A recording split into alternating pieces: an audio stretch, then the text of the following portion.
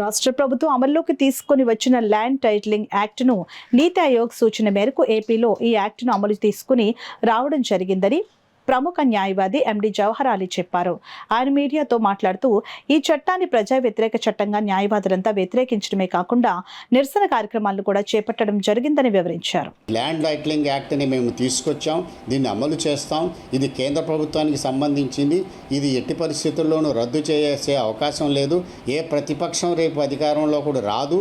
దీన్ని రద్దు చేయమని ఖచ్చితంగా వాళ్ళు చెప్పడం అన్నది చాలా అక్రమమైనదని, ఇది చాలా దారుణమైన పరిస్థితి అని ఈ ప్రజా వ్యతిరేక చట్టాన్ని ప్రజలందరూ అర్థం చేసుకుని తప్పకుండా ఈ ఈ ఈ విధానాన్ని కనుక తీసుకువస్తే ప్రజల యొక్క ఆస్తులపై అధికార పక్షంలో ఉన్నవారు రెవెన్యూ అధికారులు మాత్రమే వాళ్ళ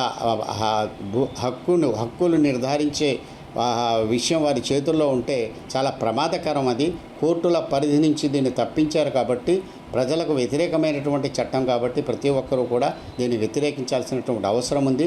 ల్యాండ్ టైటిలింగ్ యాక్ట్ అన్నది ప్రజా వ్యతిరేక చట్టం. దీన్ని మన రాష్ట్రంలోనే తీసుకురావడం జరిగింది. కొన్ని రాష్ట్రాల్లో బీజేపీ పాలిత ప్రాంతాల్లో కూడా తీసుకొచ్చినప్పటికీ కూడా వారు వాటిలో మార్పులు చేసుకున్నారు, తర్వాత రద్దు చేసుకోవడం కూడా జరిగింది. కానీ దురదృష్టవశాత్తు మన రాష్ట్రంలో 29వ తారీఖున ఈ చట్టాన్ని అమలు చేయడానికి అన్ని రకాల చర్యలు ప్రభుత్వం చేపట్టింది.